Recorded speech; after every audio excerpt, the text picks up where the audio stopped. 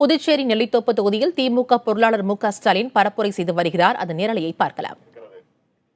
எனவே நான் உங்களுக்கெல்லாம் ஒரு உறுதியை, நல்ல செய்தியை நான் தெரிவிக்க விரும்புவது, இனிமேல் இது பற்றியெல்லாம் நீங்கள் கவலைப்பட வேண்டிய அவசியம் இல்லை. முதலமைச்சராக பொறுப்பில் இருக்கக்கூடிய நம்முடைய திரு நாராயணசாமி அவர்கள் அதற்கெல்லாம் பரிகாரம் காணக்கூடிய ஒரு சூழ்நிலையை அவர் உருவாக்கி கொண்டிருக்கிறார்.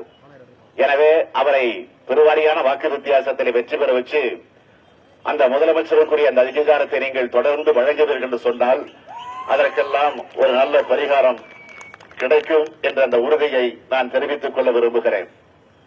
அது மட்டுமல்ல, அவர் வெற்றி பெற்று வந்ததும் ஆட்சி பொறுப்பை ஏற்றதும் அவர் ஏற்கனவே உங்களிடத்தில் பல உறுதிமொழிகளை தந்திருக்கிறார்கள். தொழிற்சாலைகளை இந்த புதுவை மாநிலத்திற்கு கொண்டு வருவதற்கு, அது மட்டுமல்ல, வெளி மாநிலங்களிலிருந்து, ஏன் வெளிநாடுகளிலிருந்து தொழிற்சாலைகளை கொண்டு வந்து உருவாக்கி அதன் மூலமாக வேலை இல்லாமல் அலைந்து கொண்டிருக்கக்கூடிய இளைஞர்களுக்கு, படித்த பட்டதாரிகளுக்கு வேலை வாய்ப்பை ஏற்படுத்தி தர வேண்டும் என்பதற்காக உலக முதலீட்டாளர்கள் மாநாட்டையும் நான் நடத்தப் போகிறேன் என்று ஏற்கனவே அவர் அறிவித்திருக்கிறார்கள். பக்கத்தில் இருக்கக்கூடிய தமிழ்நாட்டிலும் இந்த இப்போது ஜெயலலிதா ஆட்சி நடந்துட்டு இருக்குன்னு உங்களுக்கு தெரியும். அங்கேயும் அந்த ஆட்சியின் சார்பில் உலக முதலீட்டாளர் மாநாட்டை நடத்தினாங்க. ஆனா உறுதியா சொல்றேன், ஜெயலலிதா நடத்தின மாதிரி உலக முதலீட்டாளர் மாநாட்டை நாராயணசாமி நிச்சயமாக நடத்த மாட்டார். அது காமெடியாக நடந்துச்சு, அதுவும் மக்களுக்கு நன்றாக தெரியும். எனவே நிச்சயமா உலக முதலீட்டாளர் மாநாட்டை நடத்தி அதன் மூலமாக தமிழகத்திற்கு மேலும், தமிழகத்தில் எப்படி இன்றைக்கு இந்த ஜெயலலிதா ஆட்சியில பல கொடுமைகள் அக்கிரமங்களும் இருக்கிறது என்பதையெல்லாம் தெளிவாக அறிந்து வைத்திருக்கிறார்கள்.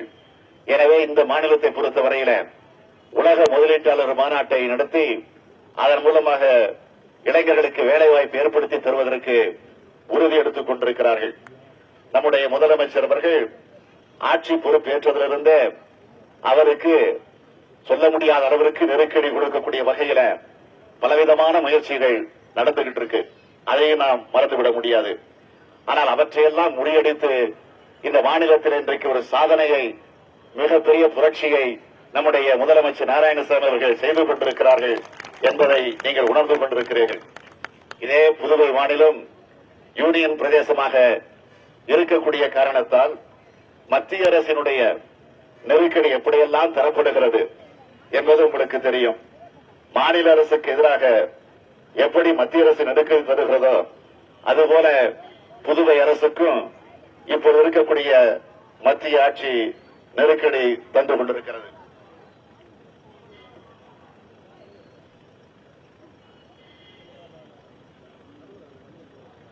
வேற ஒன்னும் உதாரணம் உங்களுக்கு சொல்ல வேண்டிய அவசியம் இல்ல.